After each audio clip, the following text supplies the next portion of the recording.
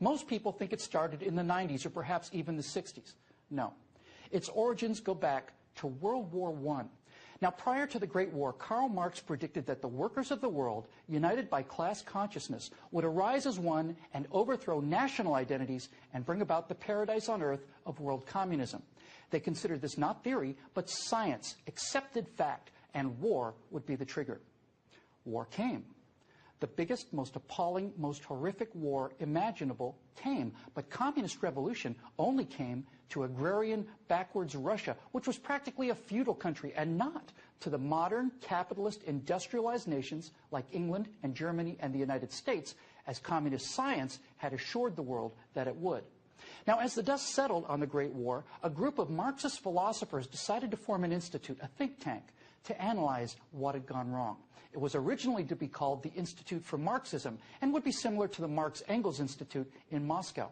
But some worried that the Institute for Marxism might be a little bit too, well, actually a little bit too honest. So they decided instead to name it the Institute for Social Research. Based at Frankfurt University in Germany, the Institute for Social Research opened its doors on July 22, 1924, and over a short period of time, this Marxist brain trust became known simply as the Frankfurt School.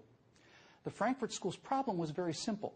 The workers, seduced by the material successes and general prosperity provided by capitalism, were too blinded, that's the word they often used, blinded, by this prosperity and relative well-being to recognize their class consciousness and bring about the communist revolution. Someone else would have to be the vanguard. But who? Now, while these Marxist intellectuals are trying to figure out who the new vanguard of the revolution was going to be, another problem arose. Nazism was on the rise in Germany. Many of these intellectuals were Jewish communists, doubly unwelcome in Hitler's Third Reich. So in 1934, they moved the Institute for Social Research out of Frankfurt and took refuge in America, specifically at Columbia University in New York City.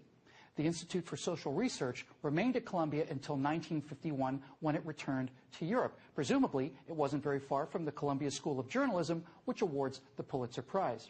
But it was while it was here in America that the Institute, still informally known as the Frankfurt School, did its most important work.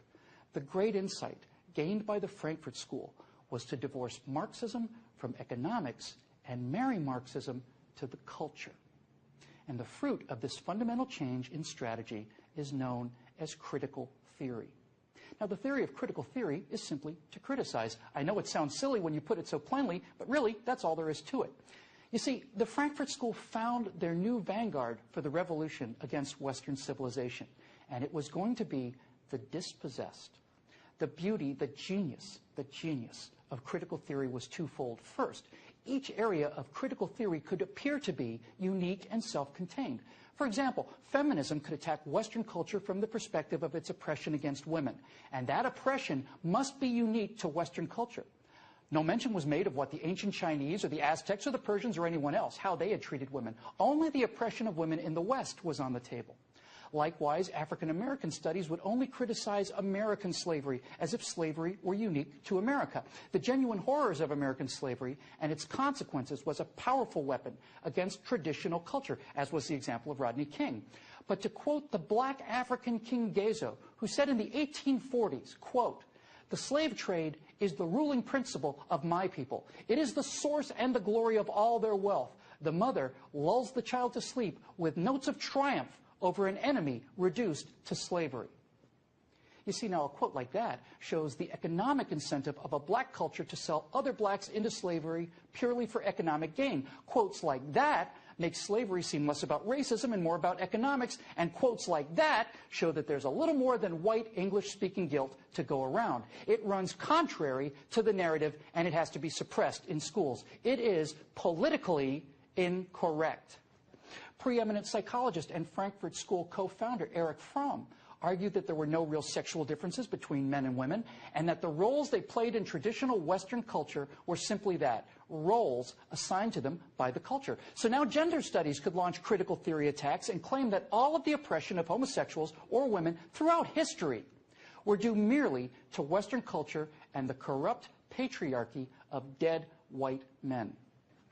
Dead white men laid the philosophical foundation for the United States of America. If capitalism had triumphed where Marxism had failed, the only way left to bring down this edifice of success and prosperity was to go to the root morality that it was based upon and attack it from all sides. Gender studies, radical feminism, African studies, Native American studies, the deconstruction of classical literature to show racism or sexism or whatever other useful ism for philosophies that didn't even exist at the time of their writing. All of these programs, and all they do, is inculcate and aggravate a sense of rage, separatism, and victimology, and assign to the only culture that actually tries to eradicate these injustices the sole onus of their origins. Now, I said that critical theory was brilliant strategy in two ways. The first being that it launched multiple, apparently unconnected attacks against the dominant culture. But the real source of its power and genius, however, is that the criticism never demands an alternative. What might have been better, what might have worked in its place, what alternatives have been tried successfully in the past, nothing. That's because they have nothing. There is no logic, no history, and no factual underpinning to their dreams and philosophy. Everything they believe in has proven to be wrong. It's been drowned in oceans of blood and tears.